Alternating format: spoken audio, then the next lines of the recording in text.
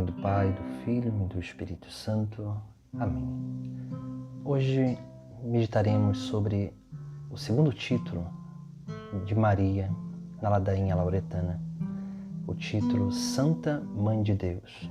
Esse título ele está vinculado a uma proclamação dogmática lá do século V, no ano de 431, onde lá foi declarada Maria, Mãe de Deus, a Theotokos. O termo Theotokos, do grego, significa geradora de Deus.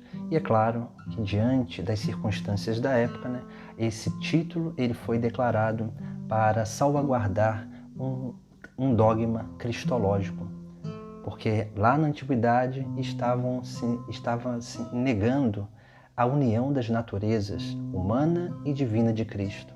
E num determinado momento, ali por volta de fins do século IV, início do século V, vai aparecer um bispo que vai ser patriarca de Constantinopla, chamado Nestório. E ele, chegando no seu patriarcado, encontrando as pessoas os fiéis dizendo, chamando Maria de Theotokos, geradora de Deus, ele vai ali achar aquilo um tanto quanto estranho e vai propor uma outra realidade, porque na cabeça dele não se entendia Maria ser mãe daquele que é antes dela. E em vez de Theotokos, ele vai propor chamar Maria de Christotokos, Maria, mãe unicamente da natureza humana de Cristo. E aí ele foi como que colocando uma divisão nas naturezas de Cristo.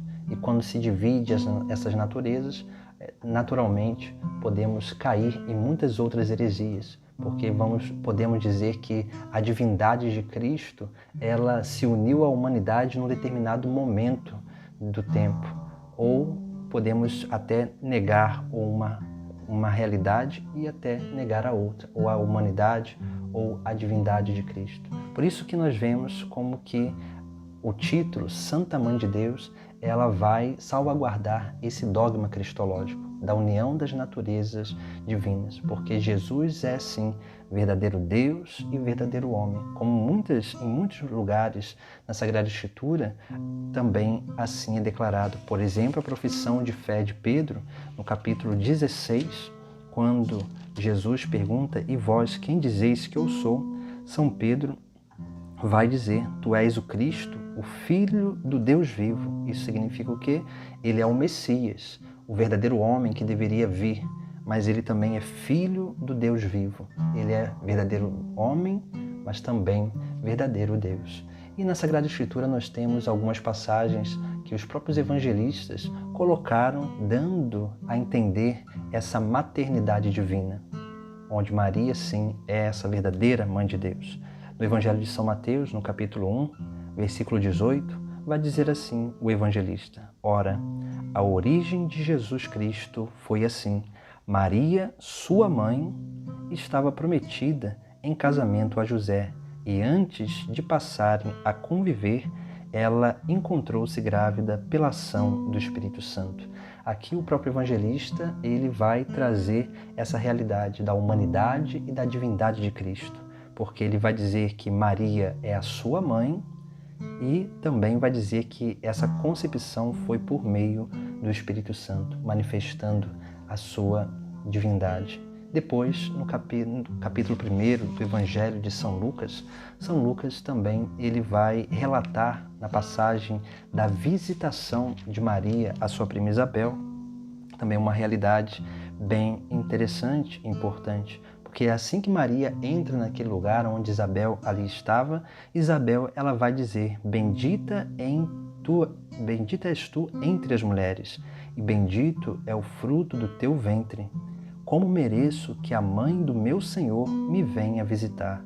Aqui nós vemos Isabel que diz: como mereço que a mãe do meu Senhor me venha visitar. Significa o quê? Esse termo Senhor que aparece no Sagrado Evangelho, que São Lucas ali ele vai relatar, esse termo Senhor é o termo Kyrios. É um termo que só é remetido a Deus.